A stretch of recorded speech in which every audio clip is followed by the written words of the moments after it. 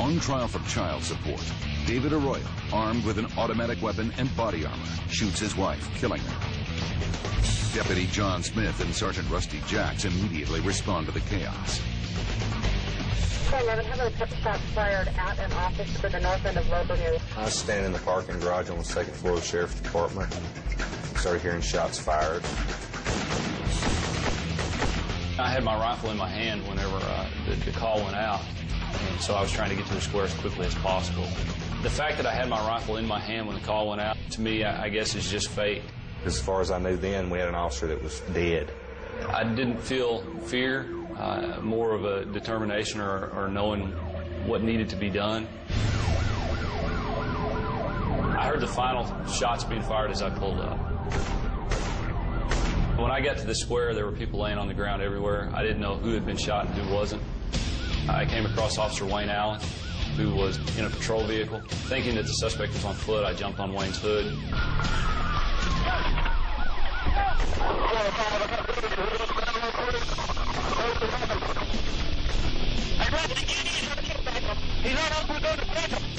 Planning to ride around the corner and engage the suspect from outside the vehicle. I think any good police officer has already made it up in their mind that they could be killed doing this job.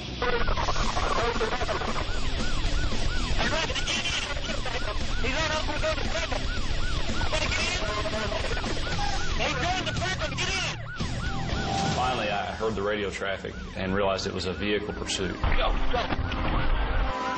heard that the suspect was northbound on Spring Street.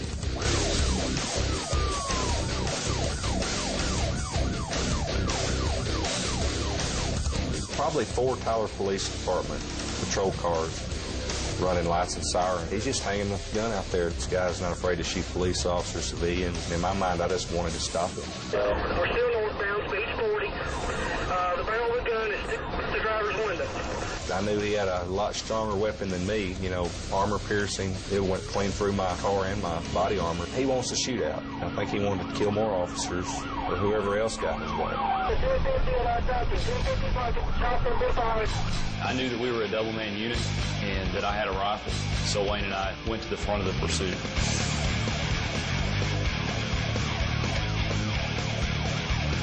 I felt I needed to do something. I mean, I wasn't trying to be a hero. I just wanted to stop the guy. And he clearly wasn't fleeing. He was trying to lure us in. I noticed they were just, you know, kind of hanging back to see what he would do, and that gave me the opportunity to pass all the patrol cars up and get in behind him. I got to the front of the pursuit. We were passed by a sheriff's deputy.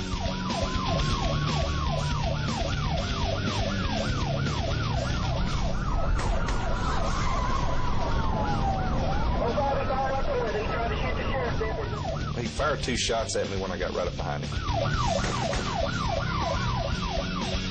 That's when I ran him. I know as well as anybody, you can't shoot at somebody while you're being rammed.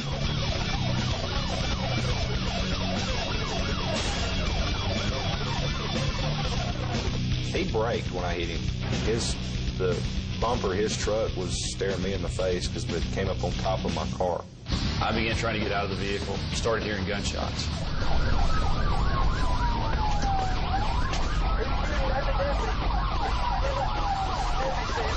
I just unloaded my gun on his back window.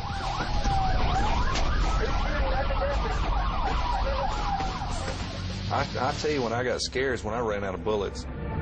I see him start to get out, and I'm just a sitting duck. My thought is, I'm fixing to get shot if I don't do something. You know, we're not even 20 feet apart when he gets out of the vehicle. A lot of adrenaline flowing, and I gassed it. And as I was going around his truck, that's when he shot through my overhead.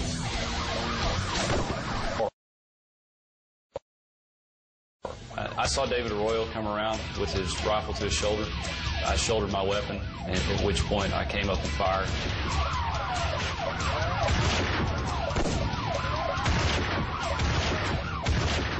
Clipped the cab of the truck and struck David Arroyo on the back of the head. I saw him go down, and I just eased up there and stopped his truck from rolling. Observed that he was wearing body armor. We found his scoped rifle in his truck. The amount of ammo that he had with him, things like that were surprising. I worked the interstate My biggest fear before this was getting hit by a car. Now my biggest fear is somebody pulling a gun. I didn't sleep for 3 days. I mean, I couldn't. In nearly 17 years of doing this, I guess it all came to play. Arroyo's reign of terror outside the courthouse was brief, but resulted in 2 deaths and dozens of injuries. For his bravery under fire, Deputy Smith was honored with a prestigious commendation bar from the county.